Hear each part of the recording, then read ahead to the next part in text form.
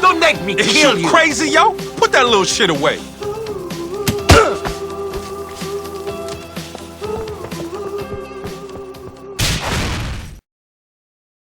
Hello, Italian Gaming here.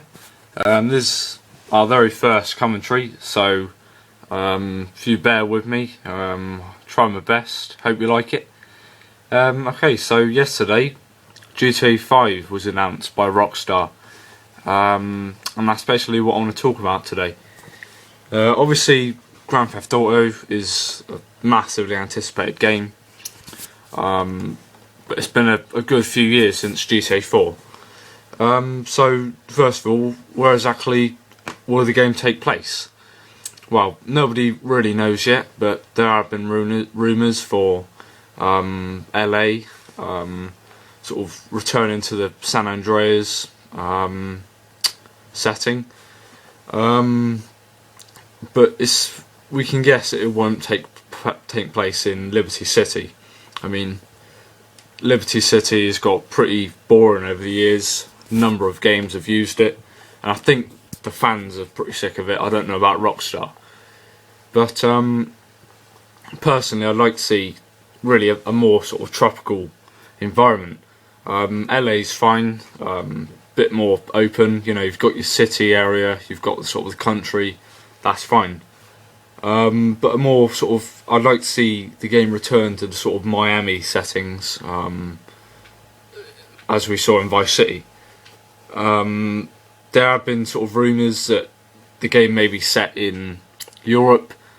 We can expect, say, London, I don't know, France, depending how northenly the setting is.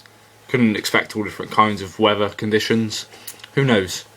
Don't really mind what Rockstar come up with, as long as it's more of a tropical sort of environment. The main character, we've generally had quite a variety of characters over the GTA games. We've had Tommy Vercetti, Nico Bellic. Well, they've generally been different. So obviously, like everyone else, it'd be nice to see a new face in the franchise. It's something I'm not really too fussed about, to be honest. It's only really the character. But if GTA were going sort of towards the Saints Row style of creating a character, that also would be quite interesting. But then again, GTA games are fairly story orientated, so I don't know how that'd work in GTA. But once again, we can see what Rockstar come up with.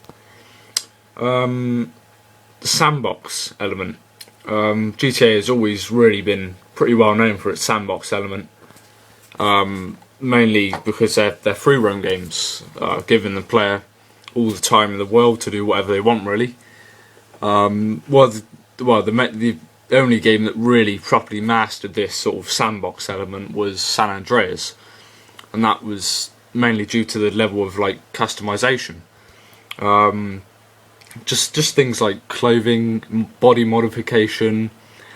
These just made the game brilliant, really. And it's something that GTA 4 didn't really pick up on. I mean, in terms of clothing, there wasn't really as much choice as in San Andreas. Body modification, you couldn't go to the gym, change the way you look. You couldn't go and eat and get fat. All those silly things that really just added variety. So obviously I'm hoping that GTA 5 will sort of be along the lines of San Andreas when it comes to customization and the whole sandbox element. And also things like cheats as well. They add a massive a massive sort of sandbox element to the games, and also that massive replay value. Just things like flying cars, the most sort of popular ones, weapons, vehicles, that sort of stuff. Literally tons of that in San Andreas. Whereas GTA 4, there was still quite a lot you could do, but when it comes to cheats, they really didn't include as much. I think there's only sort of weapon cheats, vehicle cheats, your typical health and armour, that sort of stuff, but nothing really sort of sandbox orientated. When it comes to weapons in the games, again I'm referencing San Andreas and GTA 4 because I reckon that was the main sort of period where Rockstar, I think they missed out on a lot of stuff that made San Andreas great when they were making GTA 4. So things like weapons, there's always been quite a big variety, but once again, San Andreas, literally tons of weapons, and also quite a lot of melee weapons as well. But GTA 4 were sort of restricted when it comes to weapons. We had quite a big variety, I suppose, of actual weapons. When it comes to types of weapons, in the original GTA 4, you had 2 types of assault rifles, 2 main types of SMGs, 2 main pistols, things like that really, and also melee weapons. In previous GTA games we've seen chainsaws, katanas, hammers, all sorts of stuff, and in GTA 4 we're only really sort of restricted to knives, baseball bats. They're the only ones I can think of apart from hand-to-hand combat really. So a bigger sort of scope of weapons in GTA 5 would be very nice. So obviously we'll just have to wait and see what Rockstar do with that one. Same thing sort of applies with vehicles really. And obviously in the games they've had quite a lot of your land vehicles and boats. That's never been a problem with Rockstar ever really. Ever since Vice City. But when it comes to flying vehicles like planes and helicopters, once again San Andreas totally mastered that sort of stuff. Loads of planes, loads of helicopters and other stuff as well, all different sizes of planes, from massive jets to, you know, your really sort of old-fashioned planes. And then GTA 4, no planes whatsoever. They were in the game, but you couldn't fly them, and you couldn't even be a passenger.